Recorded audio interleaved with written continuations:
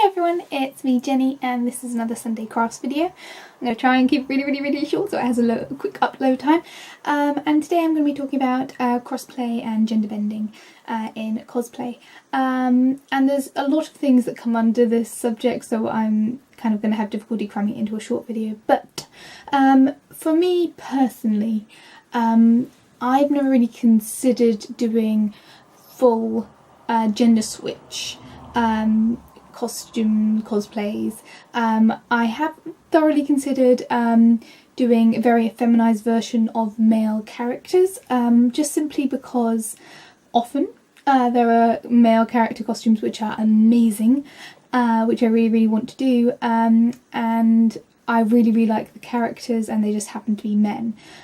So I really love the costume, I really love the characters, so they fall into the descriptions that I've already put in place. But for me personally, when I cosplay or when I dress up generally, I like to feel very effeminate. I like to feel pretty, for lack of a better word. And so the costumes I have considered doing male versions of are ones that I would then interpret into dresses or skirts and tops, that sort of thing. And the ones that have come to mind, and the only one that I've actually started is an Ezio Auditore cosplay, which I've never actually finished. It was one of those ones that you're going to get an insight into my wardrobe here. Here we go. So I started making this and I never actually finished it. I will maybe one day finish it, but basically it's the pointed skirt for an assassin, and that's going to be around there, and then it ties at the back, so I've got the big old traily ends. I never really made it as nice as I wanted it to. It's slightly too chunky. It was my first time doing velvet hemming, and it's a bit chunkier and doesn't quite have the flow that I wanted it to. But yeah, editing, yay! Yeah, so the only one that I've actually made is the Ezio Auditore.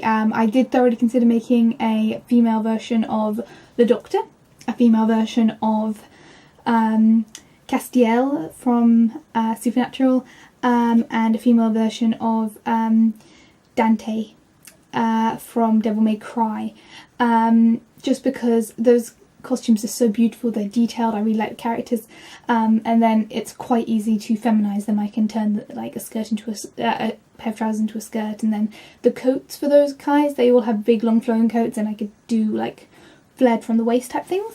For the most part though, my skill set is not good enough to do justice to those costumes, and because those costumes are so really lovely, and I want to do justice to both the costume and the character, I haven't actually spent that much time on doing that sort of thing. But under the subject of gender bending, just because that's my preferred way of doing gender flexible cosplays, that doesn't mean it's the only way to do it. Obviously there is an ongoing stigma which is slowly changing, but I think it will take many years, and probably not in my generation, between male fashions and female fashions.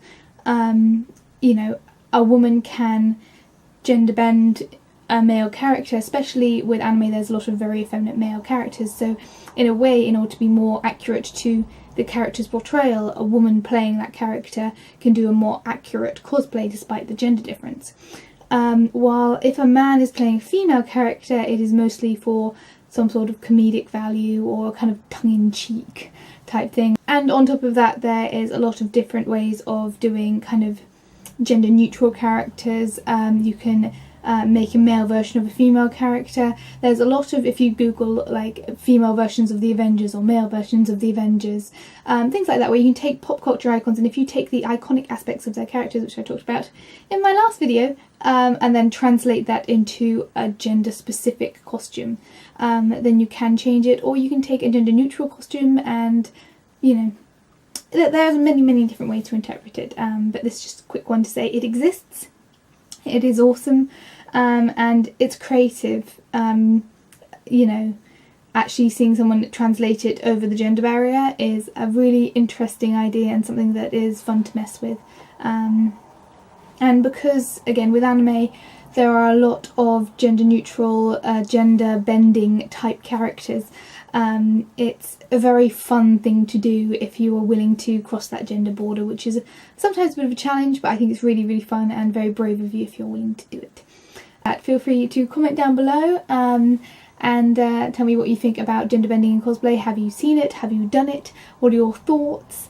And I'll see you guys all next week for another Sunday craft type video, even though this is technically being filmed on a Wednesday. Yeah, my video's really related this week. Anyway, see you guys very soon. Bye guys!